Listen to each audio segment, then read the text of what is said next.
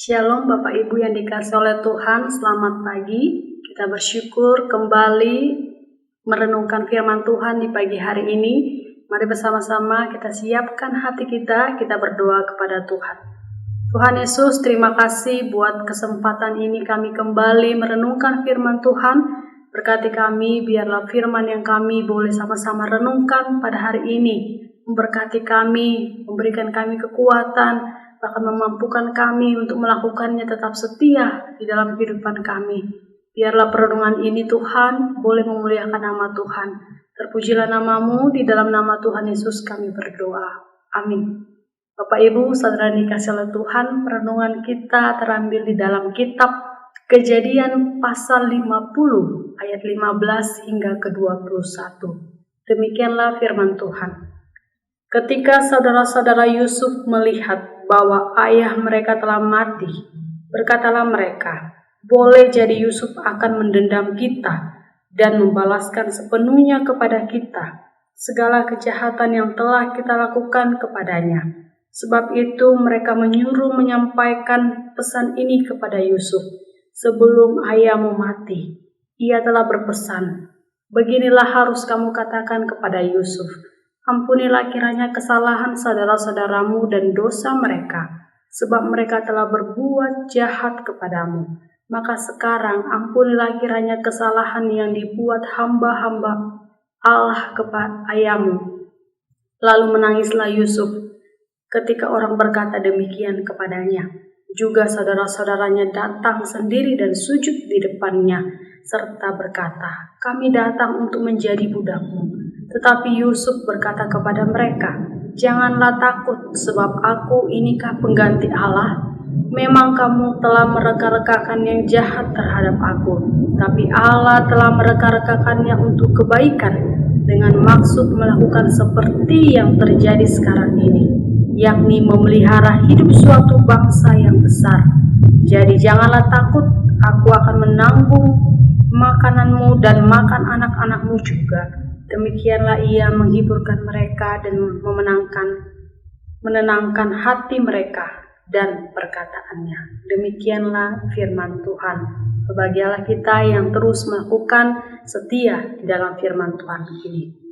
Bapak Ibu, saudara dikasihi oleh Tuhan, di dalam teks yang boleh kita baca pada saat ini, bahwa inilah adalah kisah akhir dari perjalanan hidup Yusuf dan saudara-saudaranya. Bahkan di sini juga di mana ayahnya Yakub meninggal untuk terakhir kalinya bagi mereka. Kita tahu bahwa Yusuf ini adalah anak kesayangan dari ayahnya. Bahkan sejak kecil ketika dia disayang oleh ayahnya, saudara-saudaranya sangat iri kepada dia. Bahkan ditambah lagi sebuah mimpi yang dia lontarkan, dia katakan kepada saudara-saudaranya dan kedua orang tuanya. Ini menjadi satu hal yang sangat tidak diterima oleh saudaranya dan keluarganya. Mimpi tersebut memang akan terjadi dan terjadi di pasal yang terakhir ini yang kita boleh sudah baca, di mana pada akhirnya dia menjadi seorang raja di daerah Mesir. Tetapi kita melihat di dalam perjalanan kehidupan dari Yusuf ini sendiri, proses yang dijalaninya memang tidak mudah, memang tidak cepat yang diharapkan, bahkan yang sangat instan, yang langsung terjadi. Dia harus menjalani prosesnya Tuhan, lika-liku yang terjadi di dalam kehidupannya yang dihadapinya. Dan perjalanan yang dihadapinya ini, dia yang menjadi seorang budak, dia dibuang, dia dibenci, bahkan dia difitnah, dipenjarakan. Itu semua di dalam prosesnya yang Tuhan izinkan terjadi di dalam kehidupan Yusuf itu sendiri. Maka dari hal itu, Yusuf memandang itu semua sebagai satu prosesnya Tuhan di dalam kehidupan dia. Memang kalau kita pikir dan kita pahami apa yang terjadi di dalam kehidupan Yusuf ini, memang tidak mudah, memang tidak seenak yang dia inginkan. Tetapi inilah prosesnya Tuhan, inilah jalannya Tuhan di dalam kehidupan dia. Jalan Tuhan memang terbaik di dalam kehidupan kita, tapi bukan berarti jalan yang Tuhan berikan itu baik-baik saja di dalam hidup ini yang kita jalani. Maka dari hal itu, di dalam kita menjalani hari-hari saat ini, itu juga di dalam proses jalannya Tuhan, proses pembentukan Tuhan di dalam kehidupan kita. Ketika kita menghadapi banyak lika-liku kehidupan kita, itu di dalam prosesnya Tuhan untuk kita menjadi semakin serupa dengan Dia, menjadi semakin kuat, semakin berpengharapan di dalam Dia. Dan itulah yang terjadi di dalam kehidupan Yusuf, di mana pada akhirnya dia menjadi raja, penguasa yang terpandang di Mesir. Dan juga pada akhirnya saudara-saudaranya mengetahui bahwa dialah orang yang mereka cari, dan pada akhirnya juga mereka terkejut melihat keberadaan dari Yusuf itu sendiri menjadi seorang raja. Dan bahkan mereka, saudara-saudaranya, ingin menjadi budak dari Yusuf itu sendiri. Tapi dari itu semua, Yusuf tidak memandang apa yang terjadi, apa yang dilakukan oleh dari saudara-saudaranya kepada dia menjadi hal yang buruk bagi dia. Dia tidak membalas itu semua, tetapi menjadikan semuanya itu di dalam kehidupan yang dialami oleh Yusuf itu sendiri. Dia tahu pasti ini menjadi jalannya Tuhan di dalam kehidupan dia, yang terjadi di dalam kehidupan dia itu sendiri.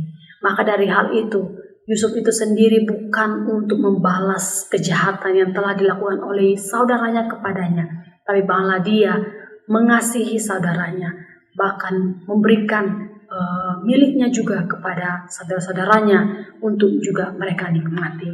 Inilah yang terjadi di dalam kehidupan Yusuf pada akhirnya, di mana dia pada akhirnya tidak membalas semua kejahatan yang dilakukan oleh saudaranya, dan dia juga tidak memperhitungkan semua permasalahan lika-liku yang dihadapi oleh dirinya sendiri, baik buruknya yang terjadi dalam hidupnya itu sendiri. Dia tidak mempertanyakan, bahkan dia tidak kecewa dengan hal itu semua, tapi dia percaya itu semua di dalam jalannya Tuhan, prosesnya Tuhan di dalam kehidupannya, sampai pada akhirnya dia menemukan dan dia mendapatkan damai itu, sukacita itu di dalam kehidupan dia itu sendiri. Maka dari hal itu semua kita belajar apa yang menjadi kunci ataupun hal yang pegangan kuat dari Yusuf itu sendiri, sehingga dia mampu menjalani itu semua, di mana dia tetap berpegang teguh kepada firman Tuhan itu sendiri. Inilah yang menjadi kekuatan dia. Dia terus berpengharapan hanya kepada Tuhan. Jalan yang dia tempuh, jalan yang dia hadapi itu semua di dalam rencananya Tuhan, di dalam jalannya Tuhan bagi kehidupan dia. Maka dari hal itu, dia tetap berpengharapan, tetap berpegang teguh kepada firman Tuhan itu sendiri.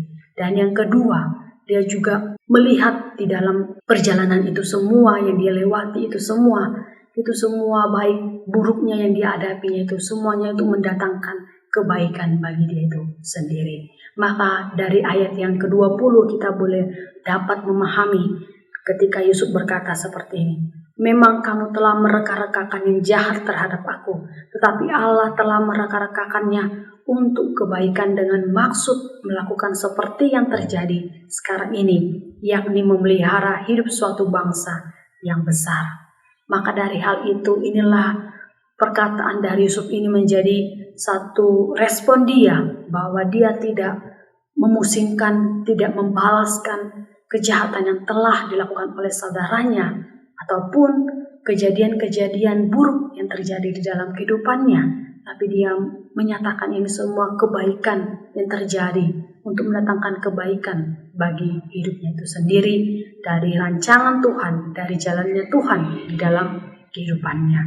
Maka oleh karena itu, kita bersama-sama sebagai orang percaya juga, kita juga rindu untuk menjalani hari-hari kita di tengah dunia ini, di dalam kondisi yang tidak menentu ini. Semua itu di dalam prosesnya Tuhan di dalam kehidupan kita. Ketika Tuhan izinkan terjadi hal buruk di dalam hidup kita. Percayalah, itu bukan karena kita tidak mampu menghadapinya, tetapi Tuhan izinkan itu terjadi karena kita mampu menghadapi itu semua dan kita berpegang teguh kepadanya. Jadikan semua lika-liku yang terjadi dalam kehidupan kita, naik turunnya kehidupan kita itu, semua itu di dalam prosesnya Tuhan bagi kita, dan kita semakin mengasihi Dia, bukan semakin menjauh daripadanya. Kita sebagai orang percaya harus mengerti dan memahami setiap jalan dan proses Tuhan di dalam kehidupan kita yang tidak menyenangkan bagi kita, yang tidak sesuai ekspektasi kita.